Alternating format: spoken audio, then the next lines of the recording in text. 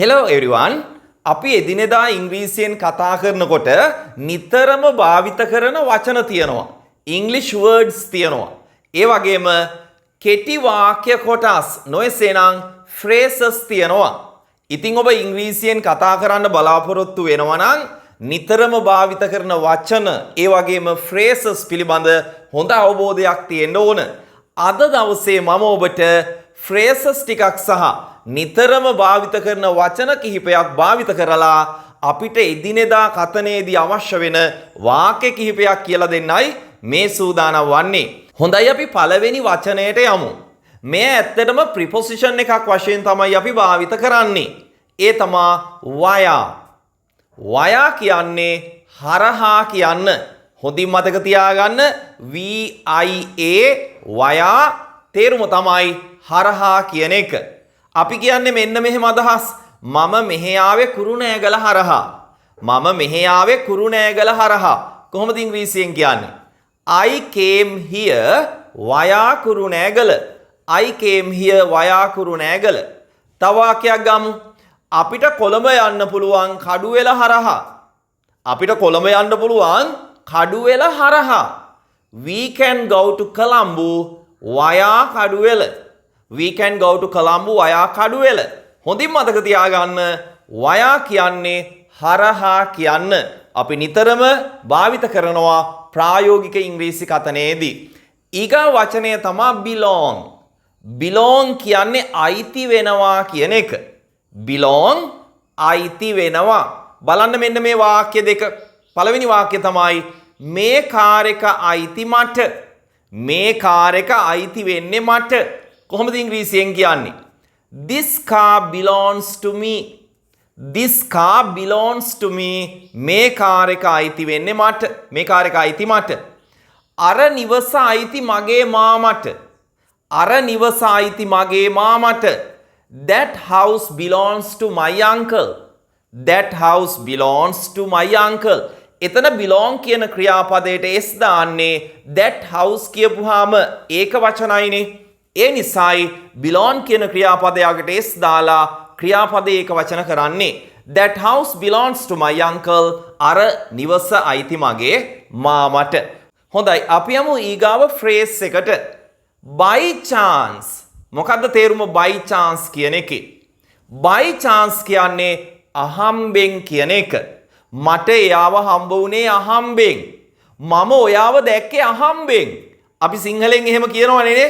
කොහොමද ඉංග්‍රීසියෙන් කියන්නේ by chance භාවිත කරලා? මට ඇයව හම්බ වුණේ අහම්බෙන්. I met her. මට ඇයව හමු වුණේ අහම්බෙන් by chance. අගට දානවා by chance. I met මට හමු වුණේ her ඇයව by chance අහම්බෙන්. I met her by chance. මට ඇයව හමු වුණේ අහම්බෙන්. පැහැදිලි නේද? හොඳයි. ඊගා වාක්‍ය මොකද්ද? මම ඔයා දැක්කේ අහම්බෙන්. see කියන්නේ දකිනවා, so කියන්නේ දැක්කා. මම ඔයාව දැක්කේ අහම්බෙන්. I saw you by chance. I saw you by chance. මම ඔයාව දැක්කේ අහම්බෙන්. හොඳට මතක තියාගන්න by chance කියන phrase එකේ තේරුම තමයි අහම්බෙන් කියන එක. ඊගා වචනය බලන්න. ඒකත් phrase එකක් වශයෙන් අපි භාවිත කරනවා. in danger. in danger කියන්නේ අනතුරේ.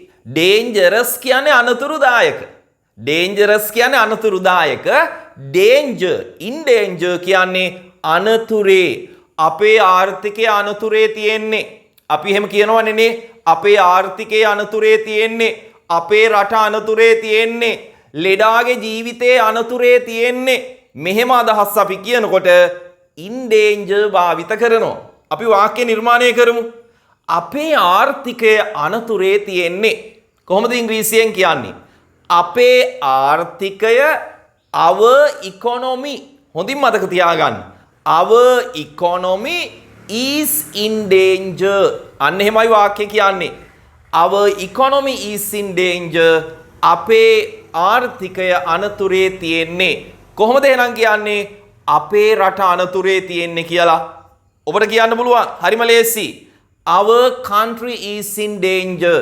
Our country is in danger. අපේ රට අනතුරේ තියෙන්නේ. ලෙඩාගේ ජීවිතයේ අනතුරේ තියෙන්නේ. The patient's life. The patient's life. ලෙඩාගේ ජීවිතය. The patient's life is in danger. අනතුරේ තියෙන්නේ. ඔබ හොඳින් මතක තියාගන්න in danger කියන්නේ අනතුරේ කියන එක. මේ සමගම ඔබට මතක් කරන්නට කැමති අපගේ ත්‍රෛමාසික ප්‍රායෝගික ඔන්ලයින් ඉංග්‍රීසි පාඨමාලාවේ ආරම්භක දින නොමිලේ දේශනය අපි ජූලි මාස 16 වෙනි ඉරිදා රාත්‍රී 8ට Zoom හරහා පවත්වනු ලබනවා. ඉංග්‍රීසි භාෂාව ඉතාම කෙටි කාලයකින් හදාරන්නේ කොහොමද කියලා වගේම අපේ පාඨමාලාව පිළිබඳ සම්පූර්ණ විස්තරයක් අපගේ නොමිලේ දේශනයට සම්බන්ධ වීමෙන් ඔබට ලබා ගැනීමේ හැකියාව තියෙනවා. ඉතින් ඔබ කැමති නම් ඉංග්‍රීසි හොඳින් ඉගෙන ගන්න ආකාරය, ඉංග්‍රීසි ඉතාම කෙටි කාලයකින් ඉගෙන ගන්න ආකාරය පිළිබඳව දැනුවත් වන්න ඔබට පුළුවන් ජූලි 16 ඉරිදා රාත්‍රී 8ට අපගේ නොමිලේ දේශනයට සම්බන්ධ වෙන්න. ඔබ කැමති නම් නොමිලේ දේශනයට සම්බන්ධ වෙන්න පහත ඩිස්ක්‍රිප්ෂන් එකේ වගේම පහත පළමු කමෙන්ට් එකෙත් තියෙනවා අපගේ WhatsApp group එක. ඉතින් ඔබට පුළුවන් ඒ WhatsApp group එකට සම්බන්ධ වෙලා අපගේ නොමිලේ දේශනය පිළිබඳ වැඩි දුරටත් විස්තර ලබා ගන්න. එහෙම නැත්නම් මේ තිරේ දිස් වෙන නම්බර් එකට ඔබගේ නම WhatsApp කිරීමෙන් ඔබට පුළුවන් මේ පිළිබඳ වැඩි දුර විස්තර ලබා ගන්න. හොඳයි, අපි ඊළඟට යමු. ඊළඟ ෆ්‍රේස් එක මොකක්ද කියලා බලන්න. ඒ තමයි famous for. famous for කියන්නේ ප්‍රසිද්ධයි කියන එක. අපි කියනවානේ විවිධ ප්‍රදේශ විවිධ දේවල් වලට ප්‍රසිද්ධයි කියලා. නාවල ප්‍රසිද්ධයි අන්නාසි වලට. නේද? මල්වාන ප්‍රසිද්ධයි රඹුටන් වලට. ඉන්දියාව ප්‍රසිද්ධයි කම්පියුටර් සොෆ්ට්වෙයාර්ස් වලට. ඔන්න ඔය විදිහට ප්‍රසිද්ධයි කියනකොට අපේ famous for භාවිත කරනවා. හරිම ලේසි වාක්‍ය හදන්න. නාවල ප්‍රසිද්ධයි අන්නාසි වලට. Nawala is famous for pineapples. හොඳින් මතක තියාගන්න. right, කොහොමද කියන්නේ? ඉන්දියාව ප්‍රසිද්ධයි කම්පියුටර් සොෆ්ට්වෙයාර්ස් වලට. India is famous for computer softwares. හොඳින් මතක තියාගන්න. right, ඊගාව එක තමයි what a shame. ඊගාව phrase එක what a shame. what a shame කියන්නේ මොන ලැජ්ජාවක්ද? මොන ලැජ්ජාවක්ද? අපි එහෙම කියනවනේ නේද? අපි කියන්නේ අපේ පවුලට මොන ලැජ්ජාවක්ද? කොහොමද ඉංග්‍රීසියෙන් කියන්නේ? what a shame to our family. what a shame to our family. අපේ පවුලට මොන ලැජ්ජාවක්ද? ඊට පස්සේ තව එකක් ගත්තොත් අපේ ගමට මොන ලැජ්ජාවක්ද? කොහොමද කියන්නේ? what a shame to our village. what a shame to our village. අපේ ගමට මොන ලැජ්ජාවක්ද? right, what a shame කියන්නේ මොන ලැජ්ජාවක්ද කියන එක. ඊගාව එක තමයි definitely. definitely කියන්නේ නිසැකවම. නිසැකවම definitely. අපි මෙහෙම අදහස් කියන්නේ නිසැකවම ඔයාට ඔයාගේ ජීවිතය සාර්ථක කරගන්න පුළුවන්. definitely you can succeed your life. මතක තියාගන්න, සාර්ථක කරගන්නවාට ඉංග්‍රීසියෙන් කියන්නේ succeed කියලා. successful නෙවෙයි. successful කියන්නේ adjective එක. right, සාර්ථකයි කියන එක. succeed තමයි verb එක. definitely you can succeed your life. නිසැකවම ඔයාට ඔයාගේ ජීවිතේ සාර්ථක කරගන්න පුළුවන්. අපි තවත් උදාහරණයකට යමු. නිසැකවම ඔවුන් ෆයිනල් මැච් එක දිනයි. නිසැකවම එයාලා ෆයිනල් මැච් එක දිනයි. කොහොමද කියන්නේ? definitely they will win the final match. definitely they will win. ඔවුන් දිනයි the final match. අවසාන මැච් එක. definitely they will win the final match. හොඳින් මතක තියාගන්න. right, ඊගාව එක තමයි at least. at least කියන්නේ අඩුම ගානේ, අඩුම තරමේ. අපි කියනවානේ අඩුම ගානේ ඔයාට මට කෝල් එකක් දෙන්න තිබුණා.